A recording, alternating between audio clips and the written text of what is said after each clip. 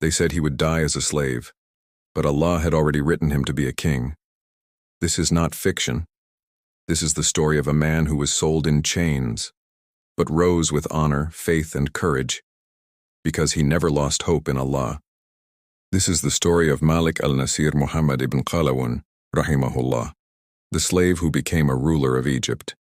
Watch till the end, because his story carries one of the greatest lessons in Islamic history: that no one is forgotten by Allah, no matter how low they fall. It all began when a young boy, barely 12, was captured and sold into slavery. He didn't know freedom nor family, than only the cold eyes of those who owned him. Days turned into months, months into years. He worked tirelessly, carrying weapons, cleaning stables, obeying orders from men who never even learned his name. To the world, he was nothing, a forgotten servant. But to Allah, he was being prepared for greatness. Every hardship was training his heart. Every humiliation was polishing his soul. Because when Allah wants to raise someone high, he first makes them fall to the lowest point, so they rise not with pride, but with humility. While others spent their nights in luxury, he spent his in sujud. While others sought freedom through rebellion, he sought it through faith. He memorized verses, listened to scholars when he could, and whispered du'as in the silence of night. O Allah, if you free me, I promise I will live only to please you.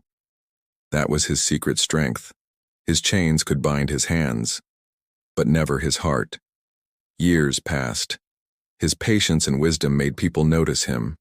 He was no longer seen as a servant, but as a man of integrity. Even his masters began trusting him with leadership roles. When chaos hit the empire, and others fought for power, he stayed silent, watching, learning, trusting in Allah's timing. And when the time came, Allah opened the doors. The same man who was once sold in the market was now chosen to lead an army. Imagine that. The slave, now giving orders to those who once gave him commands. But he didn't seek revenge.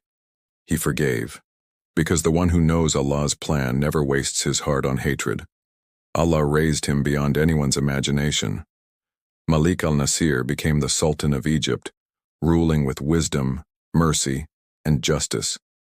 He freed slaves, built masjids, and brought peace to lands torn by war.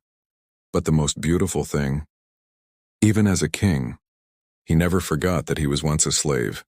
He said, "I was once owned by men, now I am owned only by Allah." He would sit with the poor, eat with orphans, and cry during salah. His guards would find him praying late into the night, whispering, "O Allah, keep me humble as you have honored me." When he passed away, even his enemies wept. His story spread across the Muslim world, the tale of a boy who had no power, no family, and no wealth. Yet Allah wrote him among kings. Because true honor doesn't come from blood or money, it comes from faith.